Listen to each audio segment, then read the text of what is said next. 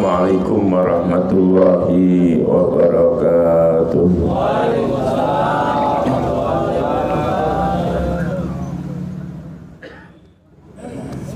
Bismillah, alhamdulillah, wassalatu wassalamu ala rasulillah Muhammad ibn Abdillah wa ala alihi wa sahbihi wa man tabi'ahu wa walah wa la hawla wa la quwwata illa billah.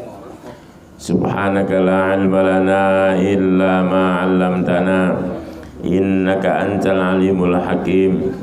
Rabbi shrah li sadri wa yassir li amri wahlul 'uqdatam min lisani yafqahu qawli.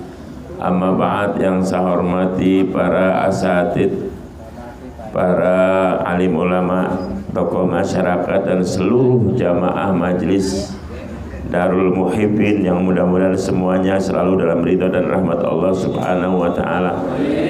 Alhamdulillah, pada malam hari ini kita kembali dipertemukan oleh Allah di majlis yang mulia ini, majlis ilmu, majlis zikir, majlis silaturahim. Mudah-mudahan semuanya dicatat oleh Allah sebagai amal soleh kita, amal yang nanti akan menemani kita saat menghadap Allah Subhanahu wa taala. Amin ya rabbal alamin.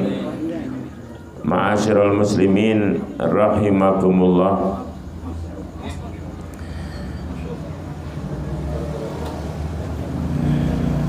Malam ini saya akan buat selingan ya, baca kitab Nasoihul Ibad.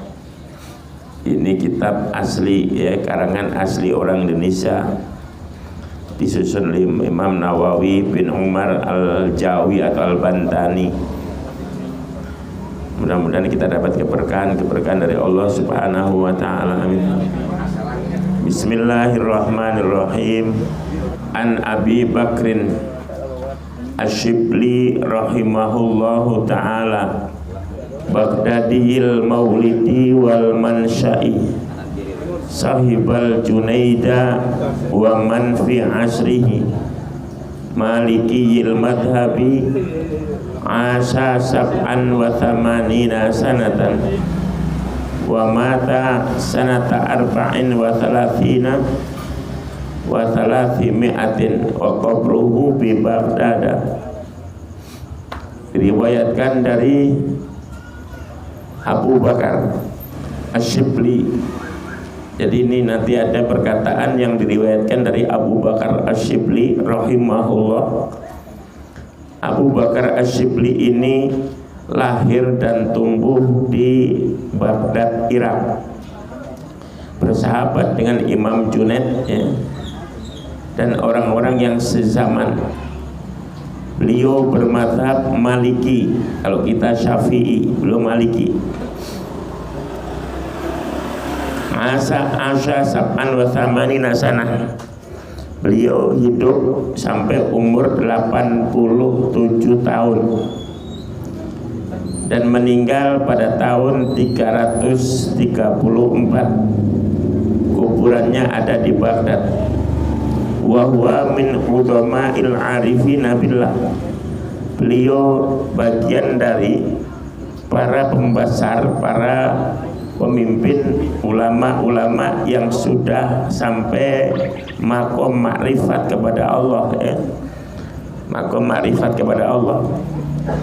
Qala fi munajati, Imam Syibli pernah berkata dalam salah satu munajat. Munajat itu seorang hamba berbicara atau mengadu kepada Allah, itu munajat namanya. Dalam salah satu munajatnya beliau berkata, Ilahi inni uhibbu an ahaba laka jami'a hasanati ma'a fakri wa du'fi fa kaifa la tuhibbu sayyidi antahabali jami'a sayyiati ma'aghinaka maulaya anni.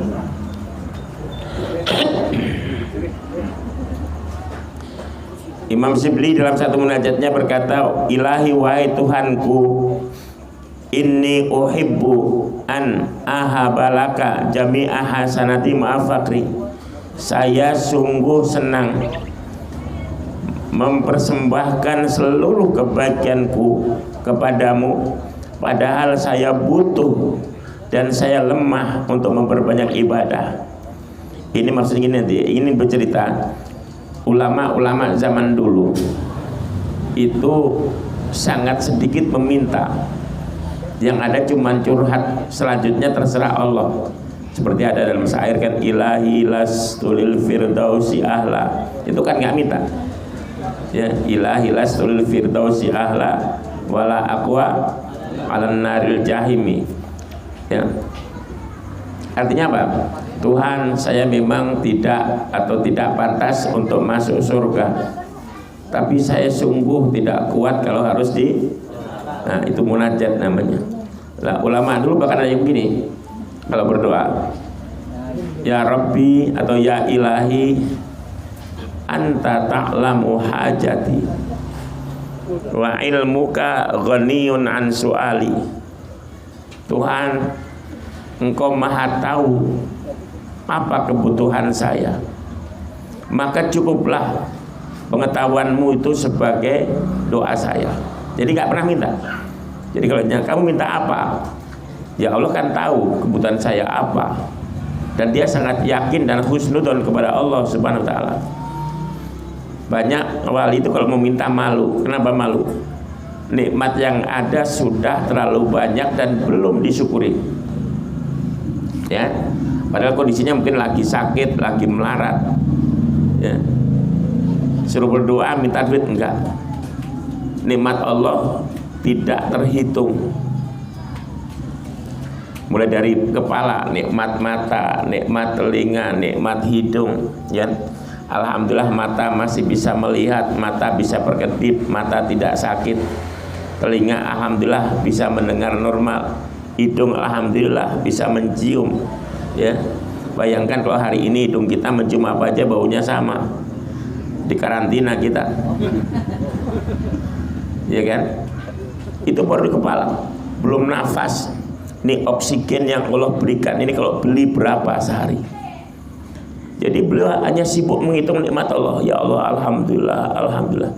Minta enggak malu, saya ini udah terlalu banyak yang Allah berikan. Sedang ibadah saya tidak sebanyak nikmat yang Allah berikan. Ini caranya kita biar jadi orang bisa qanaah, ya. Bisa selalu bersyukur. Jadi enggak ngeluh mulu, gitu loh. Kalaupun enggak punya duit, duit itu kan hanya satu, ya. Yang enggak punya kan cuma duit, ya. Umur punya, sehat punya, anak punya, bini punya, walaupun atu dari dulu. Tempat berteduh ada, mau makan yang dimakan ada dan bisa makan. Alangkah sedihnya kalau yang dimakan ada tapi nggak bisa makan. Itu kalau dihitung terus, kita udah nggak penting. Duit banyak nggak penting. Buat apa? Ya buat nanti bulan puasa, misalnya buat pulang kampung, lebaran. Pertanyaannya, ente yakin hidup sampai lebaran? Ngapain sedih mikirin hari lebaran yang belum pasti? Ente ketemu ngapain mikirin bekalnya lebaran? Yang pasti ente mati, itu pikirin bekalnya, gitu loh. Orang kalau terus mikirnya begitu, nah insya Allah nggak banyak apa namanya ngeluh. Kayak para wali ini Imam Syibli, ini salah seorang waliullah. Beliau nggak minta apa-apa, cuma ngomong, ya Tuhanku, semua kebaikanku, sholatku semua, ini semua aku persembahkan buat Engkau.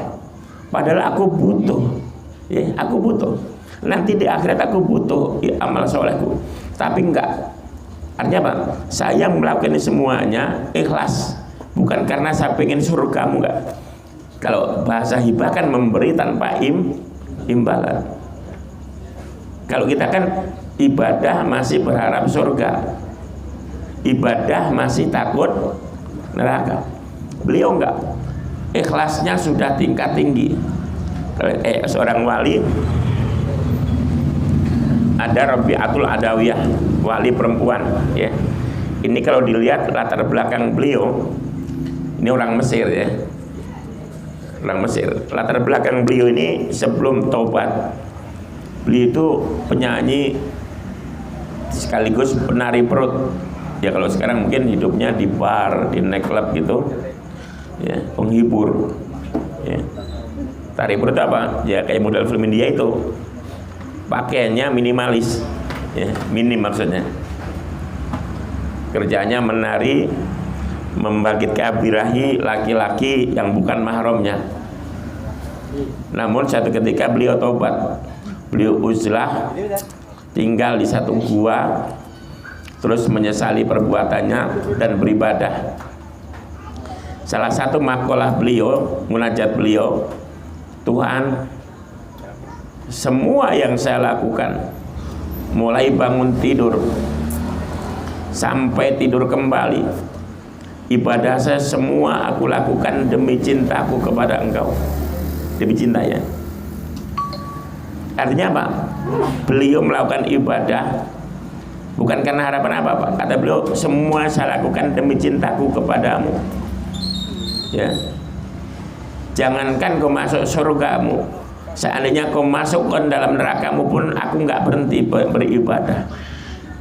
Maknanya apa? Beliau beribadah bukan karena mau surga. Seandainya pun aku dimasukkan neraka, nggak apa-apa. Karena semua saya persembahkan untukmu, ikhlas, bukan karena berharap surga. Ini ikhlas nomor 1. Makanya kalau ada orang ini cinta kepada Allah ikhlas. Kalau ada orang cinta kepada istri atau suami dengan ikhlas, artinya apa? Cinta yang tidak berharap balasan apapun. Kalau kita betul cinta, kata Nabi kan, khairukum li ahlihi, sebaik-baik kalian adalah orang yang baik terhadap istrinya, sayang terhadap istrinya. Ya, tandanya apa? Orang kalau ikhlas sayang istrinya, kalau lagi punya istrinya disenengin. Kalau lagi marah tidak sampai berbuat dolim, misalnya karena marah istri tabok, enggak, berarti enggak sayang. Ya. Cinta nomor 1, cinta ikhlas, seperti Nabi Adam tadi, artinya cinta yang tidak berharap apa-apa. Kalau kita cinta kepada istri, nggak usah berpikir istri saya sudah cuciin baju saya apa belum, nggak pernah berpikir istri saya sudah masakin saya belum. Cinta yang sebenarnya itu cinta yang hanya berpikir saya sudah berbuat apa dan tidak pernah berpikir saya sudah dapat apa. Ini cinta yang ikhlas. Kayak Nabi Adam tadi, cintanya kepada Allah tulus, makanya ibadahnya semuanya dilakukan atas dasar cinta yang ikhlas. Karena atas dasar cinta yang ikhlas, beliau nggak pernah berharap surga. Ya Allah, ini semua aku persembahkan, bukan karena saya berharap surga, bukan juga saya nggak mau ke neraka. Kalaupun harus ke neraka, masukkan saya ke neraka, tidak apa-apa kalau memang itu ridhomu, katanya. Artinya nggak ada transaksi. Jadi kebaikannya dihibahkan kepada Allah. Maknanya apa? Dia tidak minta imbalan, nggak, bukan transaksi jual beli, ya kan? Rabi Adawiyah. Ini juga sekaligus pelajaran buat kita. Kalau di mata orang sekarang ya sama lah, ada perempuan keluar sore pulang pagi dengan pakaian yang minim, menor, gitu kan, pasti kan orang melihatnya ya itu perempuan, gitu kan. Padahal kita tetap nggak boleh melihat perempuan seperti itu. Kita nggak boleh benci sama orangnya. Justru yang muncul harus doa, ya Allah kasihan amat tuh orang, untuk makan saja harus jual pantat, jual pusar, gitu kan.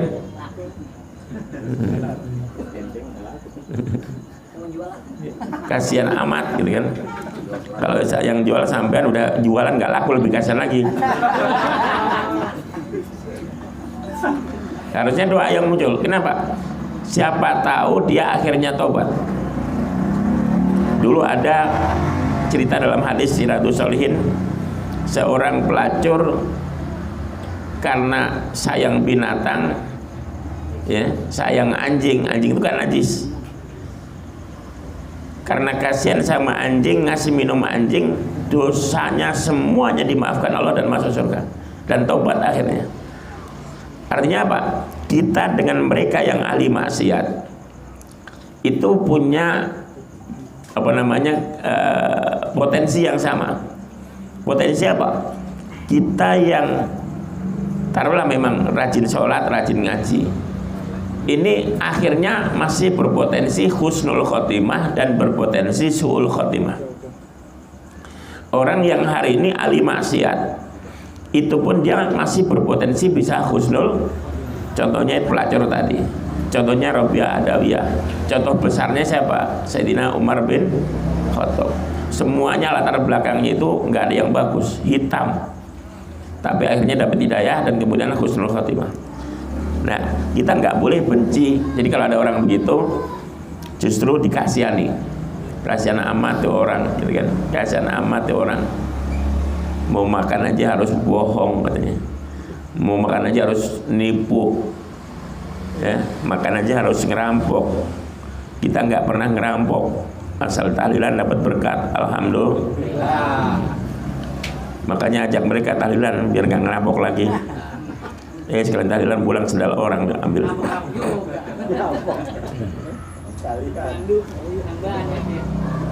Nah, jadi kata beliau, Tuhan, semua aku persembahkan kepadamu padahal aku butuh. Ya, butuh amal itu untuk mengantarkan ke surga. Sebenarnya saya butuh, tapi nggak apa-apa, kan? Ini cinta yang sebenarnya, cinta yang tidak berpikir dapat apa, tapi berpikirnya saya sudah berbuat apa. Kepada istri harusnya begitu. Nggak usah mikirin istri saya sudah ngasih saya apa, jangan. Kalau kita betul cinta kepada istri kita, yang ada di kepala kita harusnya apa? Saya sudah berbuat apa untuk istri saya. Itu yang selalu dipikirin. Istri nggak pernah bikinin kopi, nggak penting. Cintaku tulus, gitu. Istrinya pun harus begitu. Istrinya juga, karena cintanya tulus pada suami, harusnya yang ada di otaknya, saya sudah berbuat apa untuk suami saya, bahagiakah suami saya. Dia nggak pernah berpikir apa dapat kelang, kalung, misalnya cincin, emas, nggak berpikir. Ketika suami dan istri semuanya satu, cintanya sama-sama tulus, insya Allah yang terjadi adalah rasa bahagia, harmonis dunia akhirat. Yang ada misalnya suami bilang, manggil istrinya, misalnya apa, mama atau ibunda, maaf ya, saya belum bisa membahagiakan kamu. Pasti jawabannya keluar sama, enggak, aku yang minta maaf, aku belum bisa menjadi istri yang baik. Kalau dua-duanya minta maaf, kira-kira indah nggak itu? Indah, nggak langsung saling, kamu sih, lo kamu juga sih. Lama-lama ulekan melayang. Berarti cintanya nggak ikhlas tuh. Kalau orang cinta itu nggak bisa melihat kekurangan, ya. Itu ada, kalau yang pernah belajar di pesantren itu ada mahfudzat kan. Wa ainur ridho angkuli aibin kalilatun kama aina suhti tubdil masawiyah.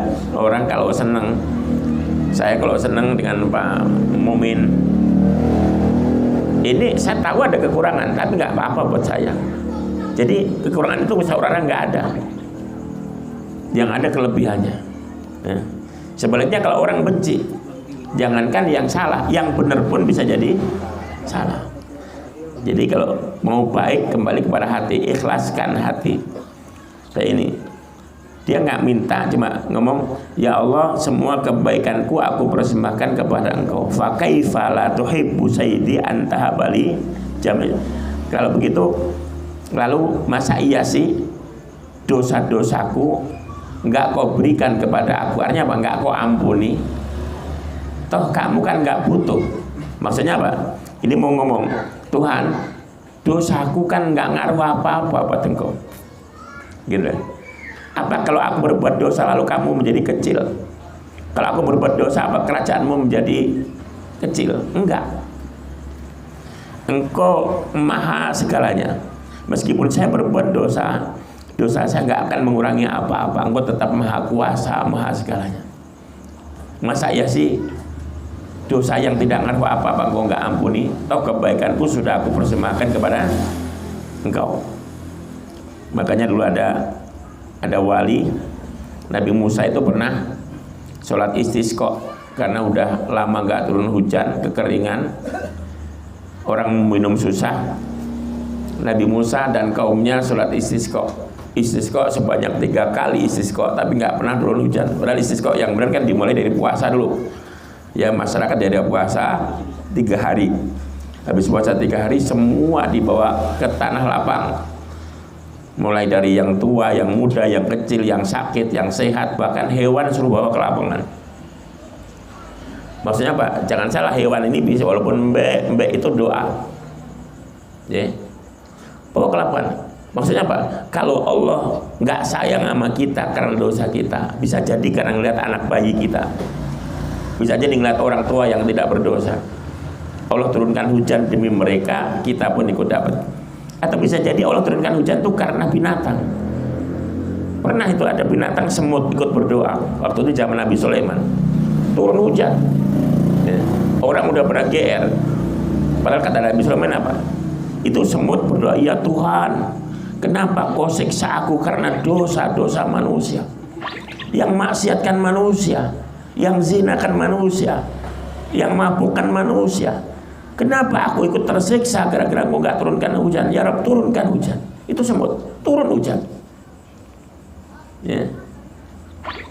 Jadi kadang-kadang doa yang diterima kita gak tahu. Makanya kalau sholat istisqa semua bawa, kambing bawa, ayam bawa, burung. Terutama burung yang itu bawa juga, jangan ditinggal. Disemutin nanti.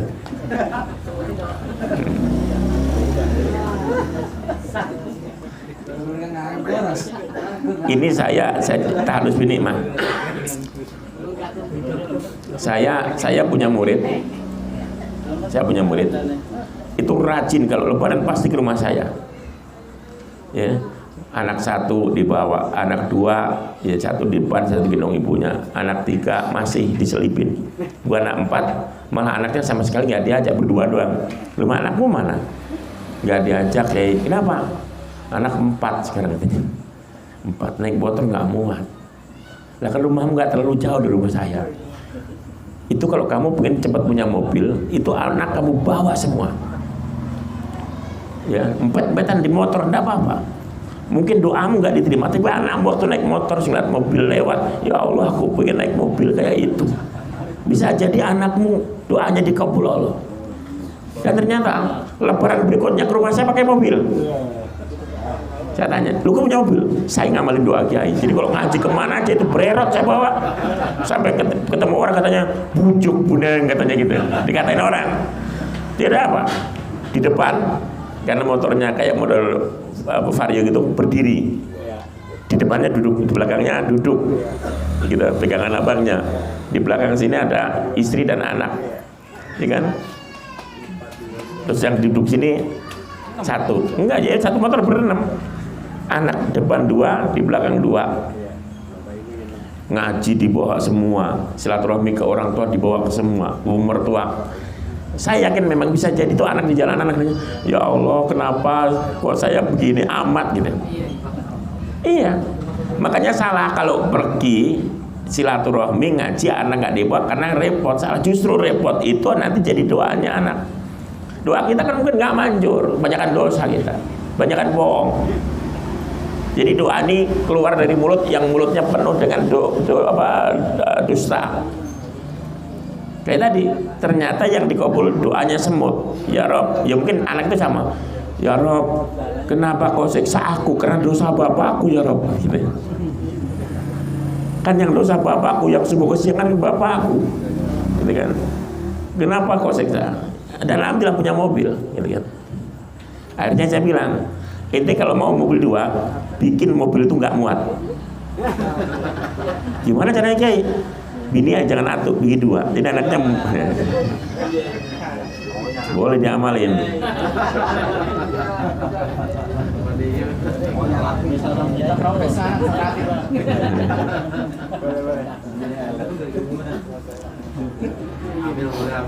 Nah, kembali. Nabi Musa pernah istisqa 3 kali nggak turun hujan. Padahal 3 hari puasa terus sholat istisqa, berdoa nggak hujan. Ulang lagi 3 hari puasa lagi, puasa sunnah, puasa tobat, istighfar, tetap aja nggak turun hujan. Sampai Allah munajat, Nabi Musa munajat, ya Rabb, ini kenapa? Sudah 3 kali kami dan para umatku ini istisqa tapi belum turun hujan. Kata Allah, di antara umatmu masih ada pendosa, ada umatmu yang rajin melakukan dosa maksiat. Nabi Musa jengkel, siapa ya Rabb, tunjukkan biar kau usir dari kampung ini, ya kan? Biar aku usir. Apa kata Allah? Ya tidak mungkin lah Musa, saya kasih tahu, saya kan melarang untuk ngadu-ngadu, masa saya sendiri ngaduin umatmu katanya. Lalu gimana solusinya? Udah, kamu datang ke satu padang pasir di gurun pasir, cari ada hambaku di situ, minta doa di situ. Nabi Musa pergi ke gurun, nyari nggak ketemu, mana katanya ada kekasih Allah, gitu kan? Mana? Yang ada cuma satu orang, orangnya kotor, dekil, rambutnya juga, dan cuma pakai celana ada. Jadi pakai celana pendek, nggak pakai baju. Akhirnya Nabi Musa memutuskan, ya udahlah pulang, nggak ada orang ternyata. Yang saya cari mungkin salah alamat. Begitu mau pulang, orang tadi manggil, Musa, mau kemana? Kamu kan kesini disuruh Allah nyariin saya. Baru Nabi Musa kaget. Astagfirullah, ternyata nggak disangka yang dibayangkan Nabi Musa itu hamba itu yang doanya mustajab pakai udung-udung gede, gitu kan? Ternyata enggak, pakaiannya seperti itu. Doanya gimana? Karena dekat sama Allah. Tuhan, memang sih umatnya Musa banyak dosa, tapi kan dosa itu nggak ngaruh buat engkau. Apa gara-gara dosa itu lalu engkau menjadi terhina, engkau menjadi kecil? Enggak kan? Apa gara-gara dosa umatnya Musa lalu engkau menjadi melarat? Enggak kan? Kalau bahasa kita, jangan baper apa? Udah turun hujan katanya, gitu doang. Nabi Musa pulang hujan gede, ya. Itu kadang-kadang wali, makanya hati-hati kalau udah wali doa itu, ya. Maka disunahkan kita itu kalau ketemu ulama, ketemu kiai, disunahkan minta kita silaturahmi lebaran apa di rumah kiai, sebelum pulang minta doa, ya. Logikanya gimana? Kalau setiap ketemu kiai, ketemu habib yang soleh, ketemu ustadz yang soleh, kita selalu minta doa setiap kali. Masa iya sih dari sekian banyak kiai dan ustadz dan sekian kali doa ndak satu pun dijawab Allah? Biasakan, ya. Pasti minimal satu doanya kiai itu dijawab oleh Allah Subhanahu wa taala.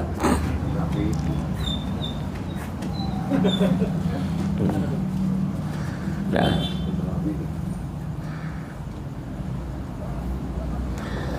hukia atau hikayah, ada satu cerita. Qadima Asyibli alabni Mujahid. Pernah suatu hari Imam Syibli ini datang berkunjung ke tempatnya Ibnu Mujahid, ini nama orang. Fa'anaqahu. Begitu Syibli nyampe ke tempatnya Ibnu Mujahid, Ibnu Mujahid langsung berdiri, langsung memeluk. Jadi Syibli yang baru datang dipeluk. Wa qabbala baina ainaihi. Lalu Mujahid ini enggak sekedar berdiri, tapi mencium, ya. Tengah-tengah antara dua matanya ini dicium oleh Mujahid. Jadi Syibli datang, dihormati, berdiri, dipeluk, dicium bagian antara dua mata ini. Setelah dicium, fasu'ila amdalika. Syibli nanya, ngapain kamu kok menyium-nyium bagian sini saya, pada jidat saya? Lalu Mujahid bercerita, ra'aitun Nabi sallallahu alaihi wasallam fin naum. Saya waktu tidur mimpi melihat Nabi. Waqad aqbala Syibli. Waktu itu Syibli datang ke Nabi. Faqaman Nabi sallallahu alaihi wasallam. Lalu Nabi berdiri. Jadi dia dalam mimpinya itu melihat Syibli datang kepada Nabi, lalu Nabi berdiri. Setelah Nabi berdiri, wa qabbala baina ainihi. Nabi mencium bagian antara kedua matanya Syibli, seperti yang dilakukan tadi oleh Mujahid. Faqultu ya Rasulullah, ataf'alu hadza bi Syibli? Saya bertanya, ya Rasul, kenapa kau lakukan itu terhadap Syibli? Kau cium itu jidat bagian antara kedua matanya. Qala, na'am, innahu lam yusalli faridatan illa wa huwa yaqra'u khalfaha laqad ja'akum rasulun min anfusikum azizun alaihi ma anittum harisun alaikum bil mu'minina raufur rahim fa in tawallaw faqul hasbunallahu la ilaha illahu alaihi tawakkaltu wa huwa rabbul. Nah, belum hafal kayaknya nih. Nanti habis ini surat akhir Al-Baqarah kalau ya. Nanti ini fadilahnya tadi. Ketika Nabi ditanya, "Kenapa ya Rasulullah kok cium Sibli?" Kata Rasul, "Karena Sibli ini setiap kali sholat, habis sholat selalu baca laqad ja'akum." Artinya apa? Orang yang terus-menerus membaca ini bertanda akan mendapatkan kasih sayang Rasulullah SAW, akan dicium Rasulullah, gitu loh. Wa yaqulu, setelah itu baca sallallahu alaika ya Muhammad. Jadi baca berarti ayat Al-Qur'an 2 ayat ya, 2 ayat terakhir. Laqad ja'akum rasulun min anfusikum azizun 'alaihi ma anittum harisun 'alaikum bil mu'minina raufur rahim. Fa in tawallaw faqul hasbiyallahu la ilaha illahu 'alaihi tawakkaltu wa huwa rabbul arsyil. Nah itu habis itu baca sallallahu alaika ya Muhammad. Jadi ada selawatnya. Gara-gara itu Sibli dicium oleh Rasulullah. Makanya si Mujahid tuan rumah tadi ikut mencium karena ngikutin Nabi Shallallahu Alaihi Wasallam. Ya. Setelah itu memang dia nanya, "Apa betul Sibli kau pernah bacaanmu seperti itu?" Benar ternyata. Ya. Sibli datang sekali ditanya, "Betul kamu memang habis sholat baca itu?" "Iya, memang itu yang selalu saya baca." Ditambah lagi kalau mau ayat kursi. Itu hadisnya juga sahih. Kata Nabi, orang yang setiap kali habis sholat baca ayat kursi, taruhlah memang buru-buru habis sholat mau pergi, ya udah bacanya sambil di motor enggak apa-apa, di mobil enggak apa-apa, di jalan pulang dari masjid enggak apa-apa karena buru-buru baca ayat kursi. Kata Nabi, orang yang istiqomah setelah sholat fardu baca ayat kursi, Allah akan jauhkan dari neraka. Ya. Cuma ayat kursi, ya, bukan rebutan kursi. Ya.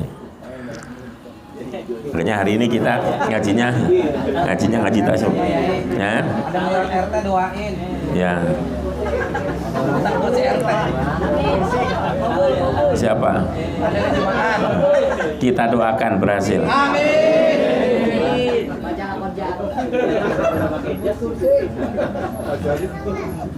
Wal maqalah at-tasawul isrun. Qala Sibli. Maqalah yang 29. Sibli berkata, Imam Sibli masih, ini wali. Idza aradta an tasta'nisa billahi ayaskuna qalbuka ma'allah wa la yanfiru minhu fastauhis min nafsika.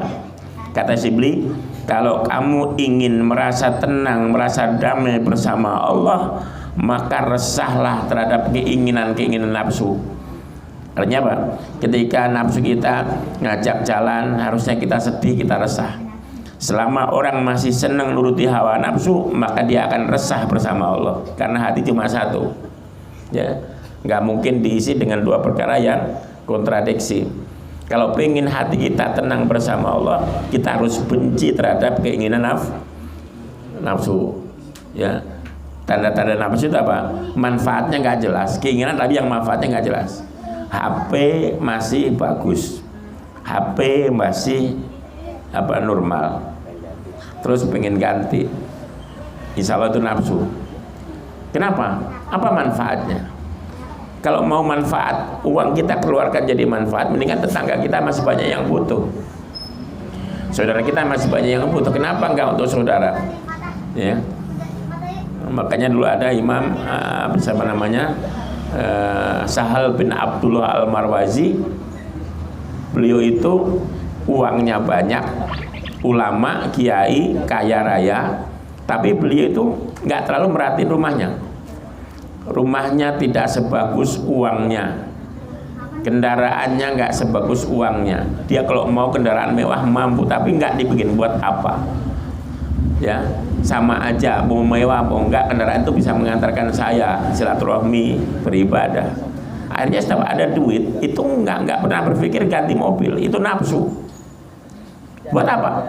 Buat ngadain pengajian, buat sodako, terus banyak. Sampai ditanya oleh muridnya, "Guru, kok sodakonya segitu amat? Itu mobil ganti apa?" Apa kata gurunya? "Lau arada rajulun ayyan taqila min darin ila darin akana yubqi fil ula syai'a." Kalau orang sadar akan pindah rumah, akankah hartanya didiamkan di rumah yang lama atau dipindahin dulu kepada rumah yang akan ditempati? Artinya Pak, pertanyaan dibalas dengan, dijawab dengan pertanyaan. Ketika ditanya guru, kenapa sedekahnya gitu? Kenapa? Gurunya sadar akan pindah rumah. Ini rumah akan saya tinggal, saya bagusin pun mati nggak saya bawa. Mobil mati saya nggak bawa. Yang perlu saya bagusin rumah saya yang di sana ntar. Saya yakin mau pindah rumah min dari dunya ila daril akhir. Maka beliau banyak amal kenapa? Itu. Makanya jangan abang nggak heran kalau beliau orang yang nggak takut mati. Kenapa? Beliau siap. Rumahnya udah siap, istananya siap, gitu lah. Lah kita ini jangankan rumah, mungkin kaplingnya aja belum jelas. Ada nggak di sana kaplingnya?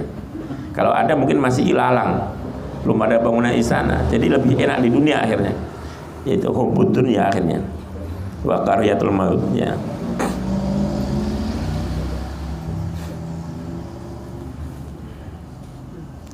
Jadi saya ulangi, kalau ingin engkau bisa tenang dan damai bersama Allah, maksudnya apa? Bersama Allah gitu. Kita duduk di pengajian terasa damai, tenang.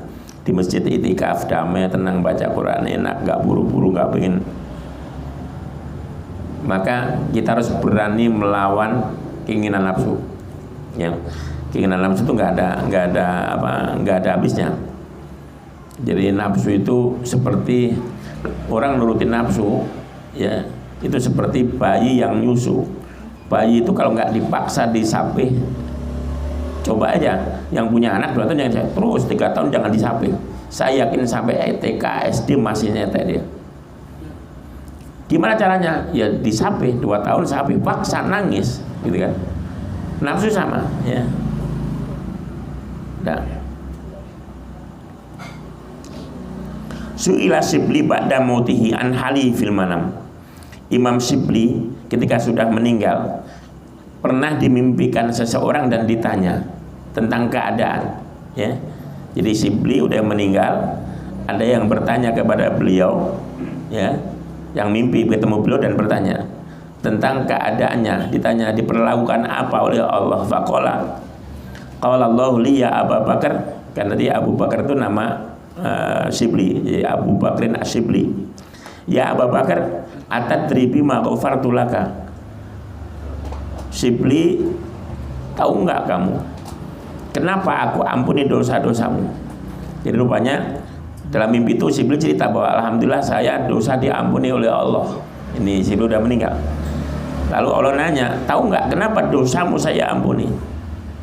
Qultu bisolihi amali.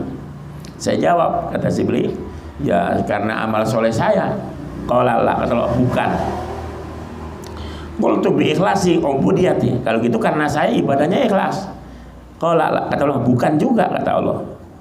Qultu bi haji wa shaumi wa sholati. Kalau gitu mungkin karena haji saya, puasa saya, sholat saya, maka dosa diampuni. Qala la, kata Allah, enggak juga, kata Allah. Ya kan? Akhirnya qala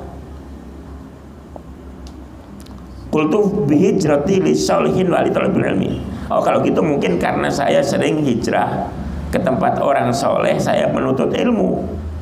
Kali itu kan itu. Tetap aja kata Allah qala la. Enggak juga. Ini sih dia bingung. Amalan yang merasa andalannya pertama kan amal soleh, ikhlas, puasa, haji, sholat, termasuk mencari ilmu, disebutkan semua. Ternyata kata Allah semuanya lah, bukan. Aku ampuni bukan karena itu semua. Shibli nyerah, qultu ilahi fabima. Kalau gitu kenapa ya Rabb? Apa sebabnya kau maafkan dosa-dosaku? Allah Ta'ala atadhkuru hina kunta tamshi fi darbi Baghdad. Ingat gak kamu, katanya, Shibli, coba ingat gak? Kamu ingat gak suatu hari kamu berjalan pas sampai di gerbang kota Baghdad, fawajjata hirrotan sogirotan, kamu mendapati kucing kecil qat'at afal barot, yang kedinginan, dia lemas karena dingin, wayatan zawi min syiddati, karena sangat dingin sampai kucing itu mocok, ditepocok, dan kamu tahu itu. Akhirnya fa'akhadtaha rahmatan, kamu ambil kucing karena kamu kasihan. Jadi rupanya Shibli ngeliat kucing musim dingin, kesian amat ini kucing kedinginan, dia ambil. terus dimasukkan wa al-khota fi farwin kana alika, kau masukkan ke dalam jaket kulitmu. Jadi dia korbankan jaket kulitnya, ya kan pasti mahal jaket kulit, kecuali yang palsu. Diambil kucing, dimasukkan jaket kulit karena apa? Kasihan, benar-benar kasihan. Wiqayatan laha, untuk melindungi kucing. Fakultu, nah betul ya Rob, saya ingat saya pernah lakukan itu memang, gitu kan? Tapi saya udah lupa katanya, udah lupa. Kata Allah apa? Qala ta'ala bi rahmatika litilkal hirrati rahimtuka. Karena sayangmu kepada kucing itulah maka aku hari ini sayang sama kamu. Mananya apa? Ini kaitannya dengan sabda Nabi, la tahqiranna minal ma'rufi syai'a. Jangan pernah meremehkan amal soleh walaupun kecil. Mungkin hanya karena mindahin duri di jalan, ada beling ambil, atau ada pengemis, ya pengemis kita ngasih mampu 2.000 kasih 2.000. Kita nggak tahu amal mana dari semua yang kita lakukan yang diterima oleh Allah dan menyebabkan dosa kita dimaafkan. Caranya kayak kemarin saya sampaikan, kalau kita beramal jangan merasa berjasa. Kalau bisa kita merasa utang jasa. Hari ini saya ngasih uang Pak Mumin 100 juta. Pak Mumin tolong terima ya, buat Pak Mumin, makasih ya, makasih. Ngasih tapi bilang, kenapa? Saya merasa Pak Mumin bawain bekal saya untuk akhirat, ya kan? Tolong bawain bekal saya ini. Akhirnya yang terjadi, saya nggak merasa berjasa, tapi Pak Mumin lah yang berjasa kepada saya. Sehingga satu saat kalau Pak Mumin nggak terima kasih sama saya nggak apa-apa. Misalnya satu saat ketemu saya cuek misalnya, nggak apa-apa. Kenapa? Karena saya yang punya utang jasa, harusnya memang saya yang negor dia. Kenapa saya minta didegor? Jangan sampai sebaliknya. Ya, ngasih 10.000 si anu, kemudian gue traktir 10.000, ketemu aneh, boro-boro makasih. Senyum juga kagak katanya kita. Tandanya merasa jangan. Ketika kita merasa berjasa, disitulah itu berpotensi amal kita angus. Akhirnya kemana-mana cerita. Tahu nggak si anu kenapa dia lulus? Kan gue bantuin. Nah, tadinya udah ikhlas bener. Makanya ikhlas pun masih tanda tanya. Bisa jadi sekarang ikhlas karena masih ingat. Jadi saya tanya, pernah ngasih uang 2.000 nggak sama pengemis? Pernah. Kapan? Lupa. Insya Allah diterima Allah itu kalau lupa. Tapi 2.000. Tapi juga jangan salah, tadi ada cerita kucing. Kan Sibli yang diterima sholatnya bukan sholatnya yang membuat diampuni dosa, bukan sholatnya, bukan puasanya. Jangan lalu kamu besok mau nyari kucing aja dah. Waktu adzan bukan nyari masjid, nyari aku mau rawatin kucing. Berikut yang punya, ternyata yang punya janda. Rawatin kucing dan yang punya. Salah. Artinya apa? Kita jangan pilih-pilih amal soleh. Yang fardu kita kerjakan, yang sunnah kita, yang besar kita kerjakan, yang kecil kita kerjakan. Karena kita nggak tahu amal mana yang akhirnya diterima Allah dan membuat dosa kita diampuni oleh Allah. Imam Sibli tadi karena lupa, udah berbuat baik sama kucing itu lupa. Karena lupa diterima Allah, gitu. Berbuat apapun. Kalau perlu kita ngasih orang, kalau perlu nggak bisa Pak Mumin, tolong kasih orang. Siapa terserah, nggak usah cerita sama saya siapa yang dikasih. Ini kadang-kadang nggak minta daftar, siapa yang dikasih tadi, ya kan? Begitu tahu daftarnya, besok ketemu orang itu nggak merasa apa, nyinggung perasaan, marah. Kemarin kan gue bagi loh Pak Mumin. Bukannya makasih malah nyakitin saya, gitu kan? Mendingan Pak Mumin bagi, saya nggak usah dikasih tahu siapa, gitu kan? Kata ini mah ya udah enak, buat saya aja sendiri. Nggak boleh, itu nggak boleh ya. Karena saya bahasanya nitip Pak Mumin nitip. Kalau nitip harus keluar lagi. Kecuali Pak Mumin ngomong, boleh nggak sebagian buat saya? Ya boleh, ya nggak apa-apa kalau gitu. Tapi harus ngomong, ya. Nggak boleh karena saya ini amanah nitip kasihin orang. Kasihin, masa ya saya kasih diri saya sendiri, bukan ngasih namanya kalau diri sendiri, korupsi namanya. Ya ngomong kalau begitu ngomong, aku boleh minta nggak ini? Misalnya ada sembako bagi, aku boleh minta nggak? Boleh, ambil aja. Ya udah kita ngambil sewajarnya tapi ya. Ya, kalau mau sedekah ikhlas itu titip, kasihin orang, siapa terserah, saya nggak perlu tahu siapa orangnya. Sehingga kalau ada orang itu nggak balas jasa sama saya, nggak apa-apa. Ya, karena saya nggak tahu. Itu caranya biar ikhlas, gitu ya. Jadi ikhlas itu adanya di hati. Kita nggak bisa, yang tahu orang itu ikhlas apa enggak hanya Allah Subhanahu wa ta'ala. Jadi ada perbuatan hati yang kita nggak bisa ikut campur. Ada amalul qalbi. Perbuatan itu apa? Ridho, ikhlas, cinta, nggak cinta, itu hati. Hubbud dunia itu nggak bagus, cinta dunia itu nggak. Tapi ada kiai yang rumahnya bagus, mobilnya mewah, nggak satu lagi banyak. Ini kita nggak bisa langsung menuduh kiai hubbud dunia, karena hubbud itu di sini. Bisa jadi kiai itu sebenarnya nggak butuh, tapi ada muridnya datang ngasih mobil, ya udah taruh situ. Tandanya apa?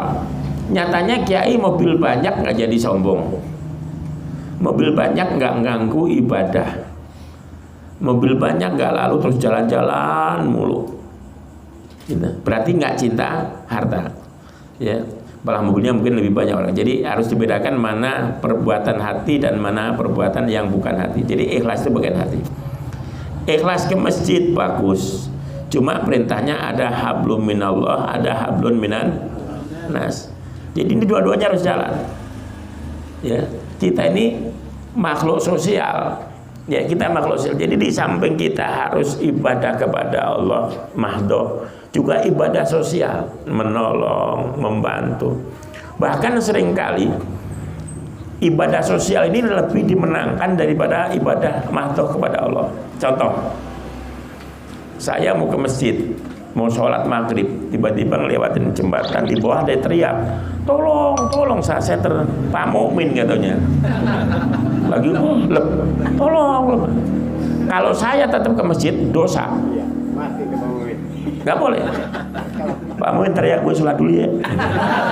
Kata Pak Mukmin, mampus lu. Awas lah kalau selamat. Awas belum mati, gue datengin lo duluan gitu ya. Itu haram, ya. Ke masjid ibadah untuk siapa? Untuk Allah. Nolongin ibadah sosial. Ternyata kalau kita tetap sholat, Allah marah. Kata Allah, lu sholat bisa nanti, tapi nolongin saudaramu, kalau nanti keburu mampus. Di jalanan ada orang tabrakan jedar, walaupun nggak kenal, tolongin. Tapi orangnya, jangan dompetnya. Dompet HP ditolongin, orangnya dibiarin terkapar. Tolongin, nggak usah nanya agama, nggak usah nanya orang mana mas, saya orang sono, Pamulang jauh sono. Terus didiemin, enggak, mau orang Pamulang, sukunya apa, Jawa, Betawi, enggak usah. Agamanya apa, Islam, baru tolongin. Itu dosa, baru nanya aja udah dosa itu. Islam, Muhammadiyah apa NU? NU, garis lurus apa garis bengkok? Anak ini keburu Israel yang datang gitu. Jadi haram, nggak boleh. Jadi justru ibadah sosial lebih penting. Ada satu hadis. Ada seorang sahabat bertanya, ini kebetulan sahabatnya memang tadinya kurang peduli sama lingkungan.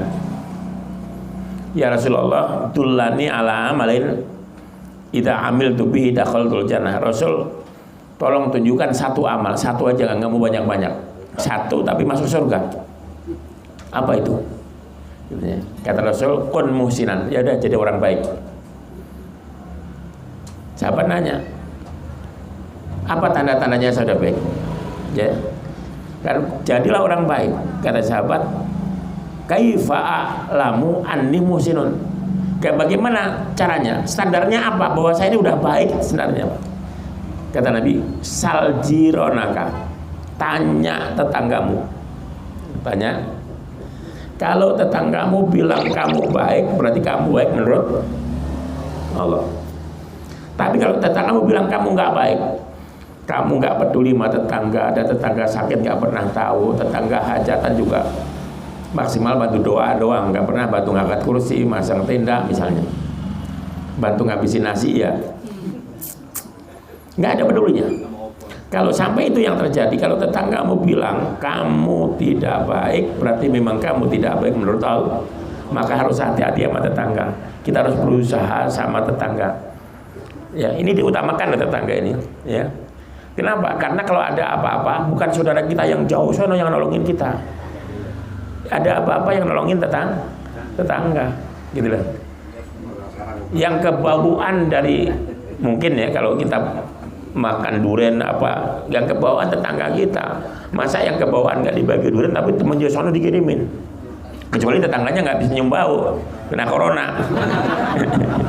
Nggak apa-apa, nggak harus dibagi juga. Itu ya, ada hablum minallah, hablum minan. Dan ternyata hablum minan nas ini lebih diutamakan. Sholat bisa nanti, sholat boleh dijamak, ya. Jamak karena nolongin tadi boleh ya. Ada orang karena corona harus segera ke rumah sakit. Ini kalau nggak segera keburu mati. Padahal udah mau maghrib gimana? Nggak apa-apa. Begitu maghrib di jalan belum sempat sholat niat, ya Allah saya niat saya jamak nanti masih nolongin. Itu boleh. Makanya kalau sholat dulu malah dosa. Udah ngap-ngapan gitu. Ntar ya sholat dulu tanggung dikit lagi tanggung. Itu dosa, nggak boleh. Jadi kalau ada yang sakit harus segera ditolong. Karena sholat bisa dijamak. Tapi kalau sakit kan nggak bisa. Ntar aja ya keburu. Yang datang bukan kesembuhan tapi kematian. Jelas ya? Jadi harus nih hati-hati yang cuma rajin ke masjid tapi nggak baik sama tetangga. Tolong diingatkan. Ya. Sebaliknya juga sama. Sama tetangga baik banget begitu adzan, yang lain ke masjid dia pulang. Sama, nasibnya sama nanti ya. Apapun kalau dari muda sudah punya kepedulian, itu tanda-tanda kedepannya jadi baik. Artinya, tapi serius ya, berbuatnya karena memang ingin menolong sesama, ya, niatnya murni ingin berkhidmah di tengah masyarakat. Orang yang biasa dari muda sudah punya kepedulian, itu insya Allah Allah akan terus bimbing nanti. Gitu. Dan memang harus dilatih dari sejak muda. Gitu. Makanya kalau tadi ada orang yang cuek, mungkin di rumahnya, di lingkungannya dia nggak pernah terlibat ikut kegiatan sosial, sehingga sampai tua pun dia nggak merasa penting untuk dia merasa kalau mati bisa mandi sendiri tanpa Pak Mumin, mungkin bisa ke kubur sendiri, gitu kan. Dan itu harus diingatkan. Makanya saya salut, di tempat saya juga ada, tapi itu setengah bulan sekali. Ya, niatkan ikhlas karena Allah, walaupun nanti boleh ngambil uang itu untuk beli minum boleh. Ya, sewajarnya boleh. Misalnya keliling dari pagi pas lapar, pas lagi di RT mana ada warteg masuk, warteg makan, pakai uang itu boleh. Sewajarnya ya kalau ayam ambil satu aja, mentang-mentang pakai uang itu ambilnya 3, nggak boleh. Minum es jeruk boleh, ya. Walaupun es teh manis boleh, walaupun lebih mahal boleh, ya. Sebab kalau Anas bisa kan lebih murah. Tapi jangan kayak si Udin masuk warung, Mas, teh dingin berapa? 3.000. Panas aja deh, 2.000. Panas langsung diminum. Kata yang punya warung, dek masih panas, keburu dingin 3.000 ntar.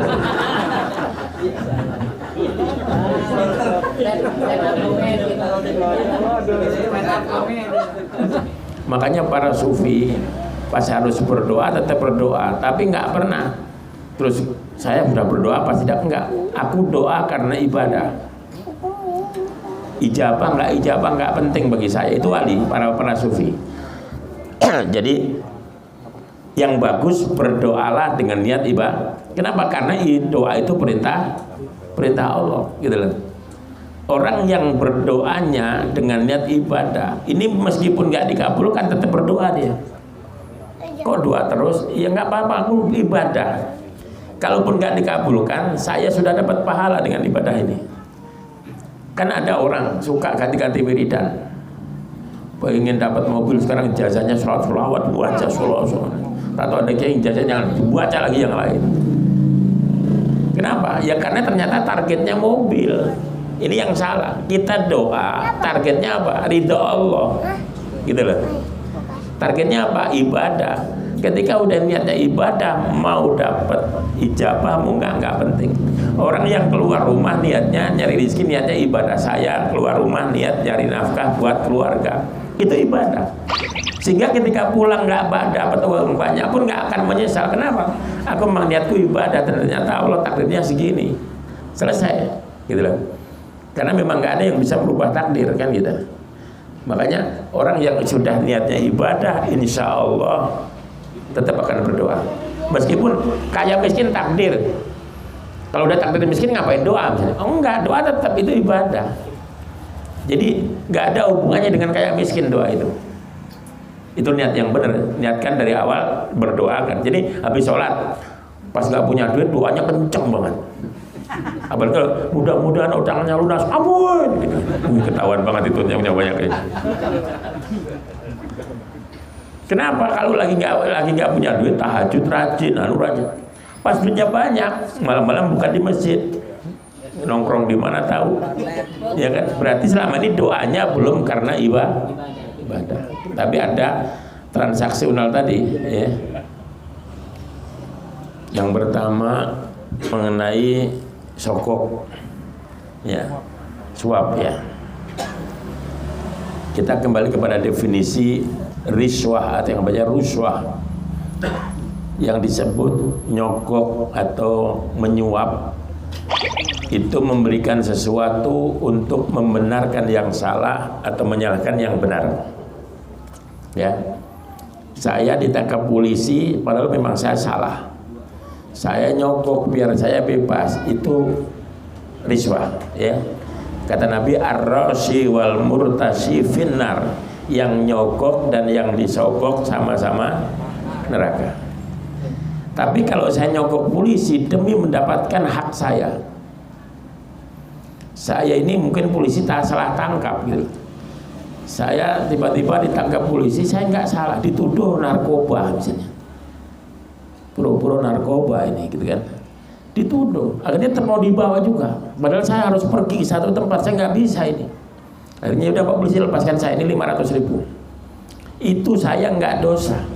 Kenapa? Saya memberi hanya ke polisi demi mendapatkan kebenaran. Kita di pengadilan nyogok hakim demi memenangkan musuh kita yang mau nyerobot tanah kita. Itu ngasih hakim. Kalau saya nggak ngasih, pasti kalah saya. Hak saya hilang. Saya kasihlah hakim lebih gede. Saya ngasih nggak dosa. Kenapa? Untuk membenarkan yang benar dan menyalahkan yang salah. Ini bagian dari dakwah justru. Gitu kan? Saya memberi hakim untuk mendapatkan hak saya, itu nggak dosa. Tapi hakim menerimanya tetap dosa. Kenapa? Ya kan hakim dibayar. Udah dapat bayar dari pemerintah. Harusnya berlaku adil. Kenapa untuk adil masih harus dibayar lagi? Ini hak polisi di jalan. Saya nggak salah, saya ditangkap. Saya boleh nyogok, tapi polisi nerima tetap haram. Ini uang dibawa pulang tetap haram. Ya. Nah, kembali kepada pilkada. Misalnya ini pilkada saingannya jelas, nih bajingan ini. Track recordnya semua tahu nih bajingan. Kalau saya nggak beli, saya nggak beli suara. Bisa-bisa yang jadi pemimpin bajingan ini. Maka membeli suara hukumnya bisa wajib. Kenapa? Ini melawan kezaliman. Gitu loh. Nah, sekarang tinggal kalau ada caleg atau calon wali kota atau apa calonnya, dia nyogok dasarnya apa? Kalau dasarnya untuk membeli kebenaran, maka nggak apa-apa. Ya. Tapi kalau dasarnya ya sebenarnya dia sudah tahu saya nggak ya kan, saya nggak berhak, ada yang lebih bagus dari saya. Cuman memang ada yang saya incar. Saya kalau jadi wali kota mau begini, kalau saya jadi begini. Itu yang disebut ar-rashi wal murtasi finnar, yang nyogok, yang disogok masuk neraka. Nah, kita sebagai rakyat sebaiknya juga jangan mau disogok gitu loh. Maksudnya gitu loh. Kalau ada yang ngasih, Pak Mumin ngasih saya, padahal tahu Pak Mumin ini nggak bagus ini. Terima aja duitnya, nyogok maka gratis aja tetap. Biarin kita kasih pelajaran juga. Perasaan udah ngasih banyak, orang udah hormat semua, begitu dihitung pes nggak ada isinya. biar kapok itu maksudnya. Ya, nah itu. Jadi kembali lagi, tujuannya apa? Ya, kalau tujuannya memang membeli kebenaran boleh. Kan ada juga di satu daerah itu yang nyalak itu memang orangnya ya orang-orang partai memang, tapi track recordnya semua tahu, koruptor misalnya gitu kan. Jadi kalau didiamkan bahaya, dia nggak punya kekuasaan aja bisa korupsi, apalagi nanti punya. Akhirnya saingannya kiai beli suara juga akhirnya. Sebab orang awam di bawah ini memang maunya masih duit, kalau nggak dikasih dia nggak milih. Ya, walaupun yang nerima duit itu sebenarnya kalau untuk milih kiai harus dibayar, itu dosa. Kenapa untuk melakukan kebenaran harus dibayar? Kalau jelas calonnya satu bajingan satu kiai, kan harusnya milih kiai tanpa harus dibayar.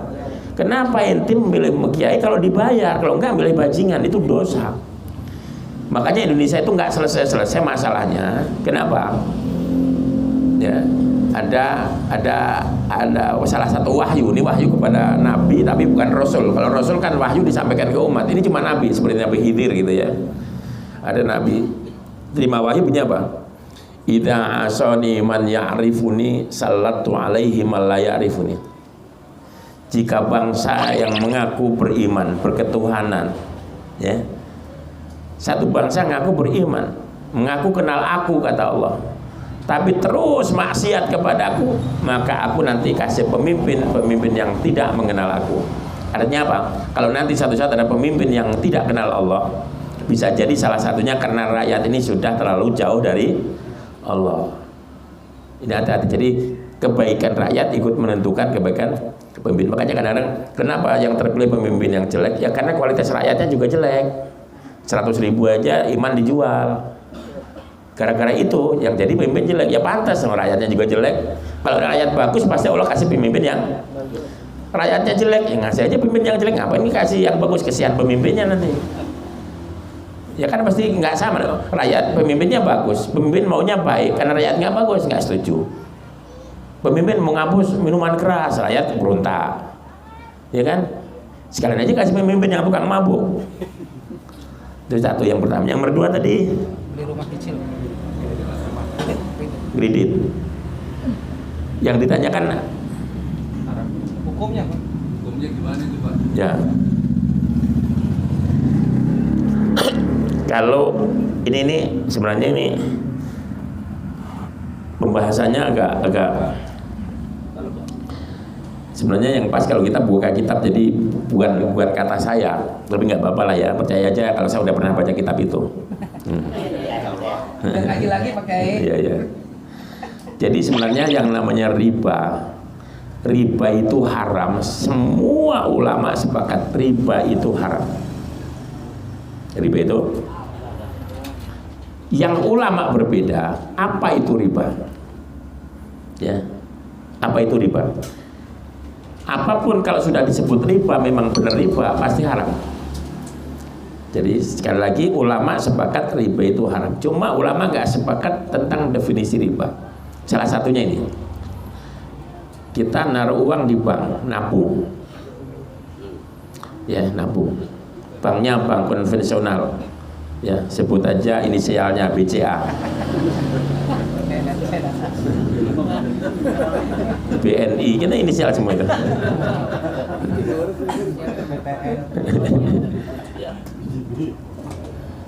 Kata ulama, kan kita sebenarnya itu berangkat dari hadis ngutang piutang. Saya ngutangin bank kan sebenarnya itu seolah-olah.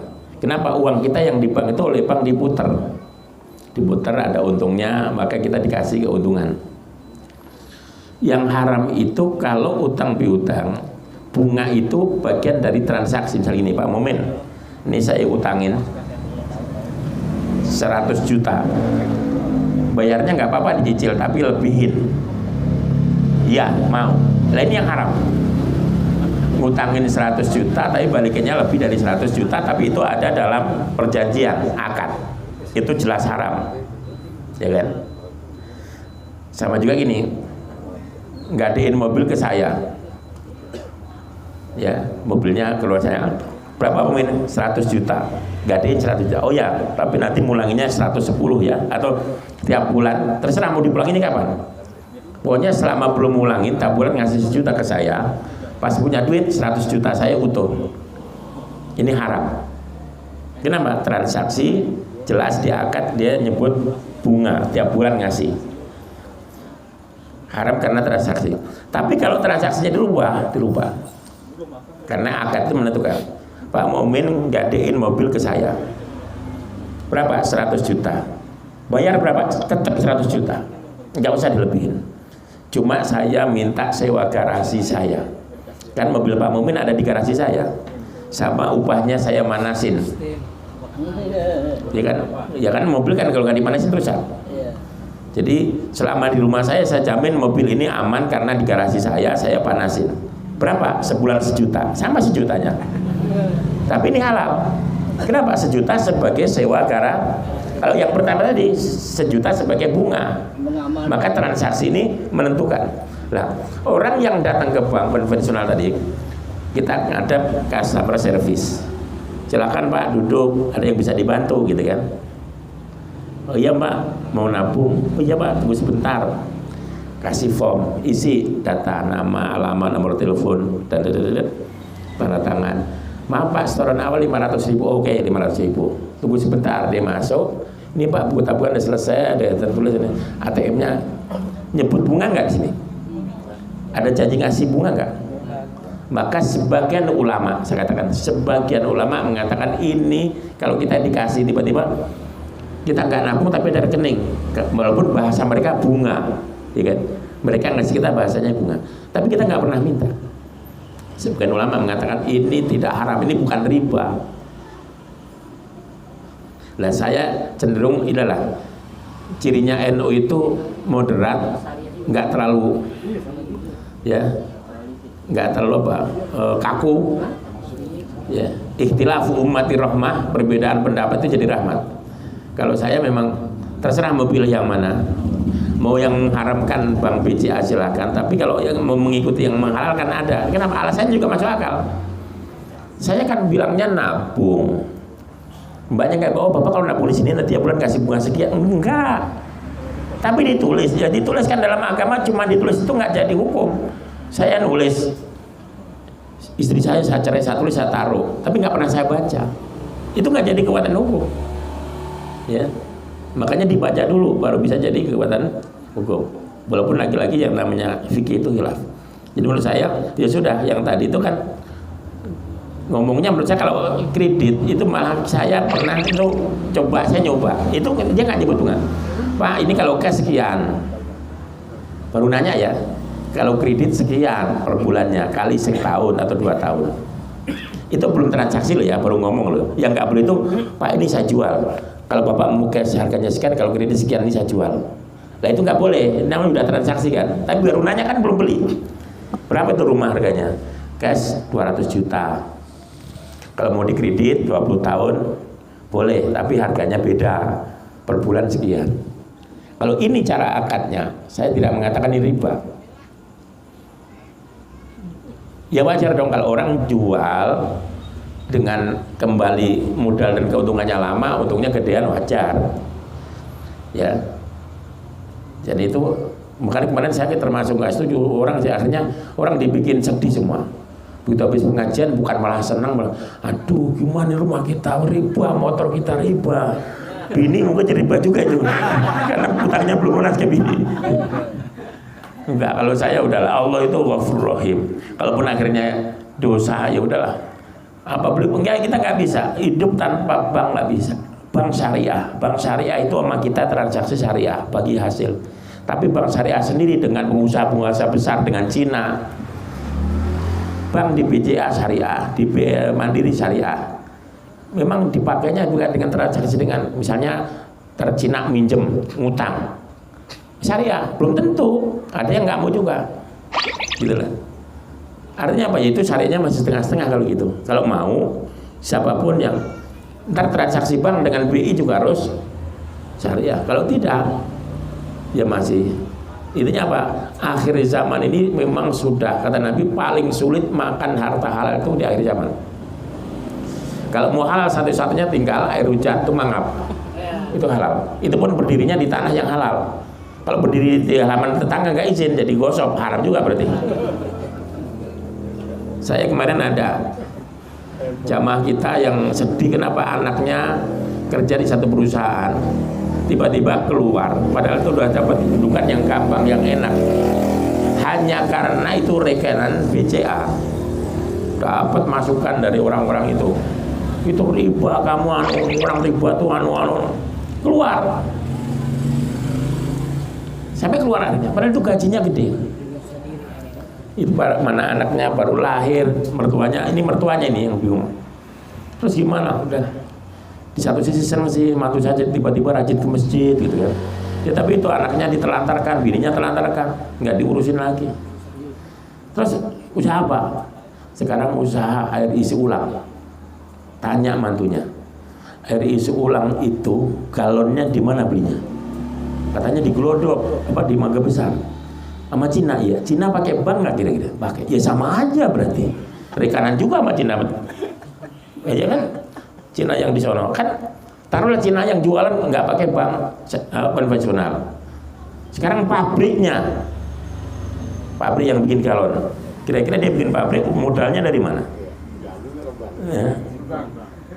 Ayo, akhirnya digituin, akhirnya berhenti. Itu isi ulang dijual orang harus berhenti. Katanya nge-grab, tanya mobil pakai apa? Bilang Avanza bikinan mana? Jepang pakai bank apa? Mampus loh.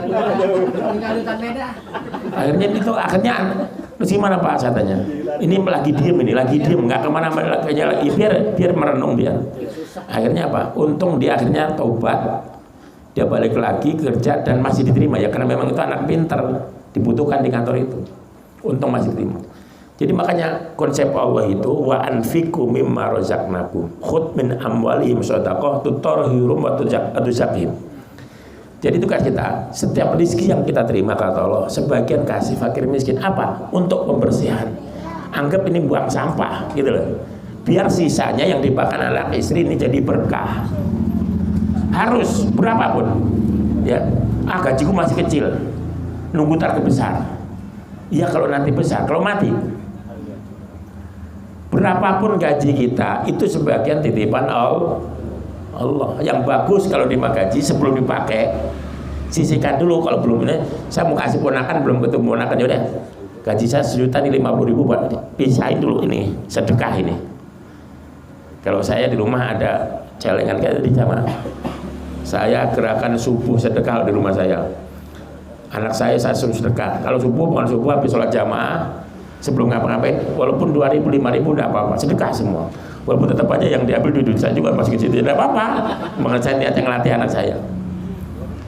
Ya, itu bagian dari membersihkan uang biar sisanya berkah. Kalau menghindar dari yang haram sekarang nggak mungkin mau hidup di mana.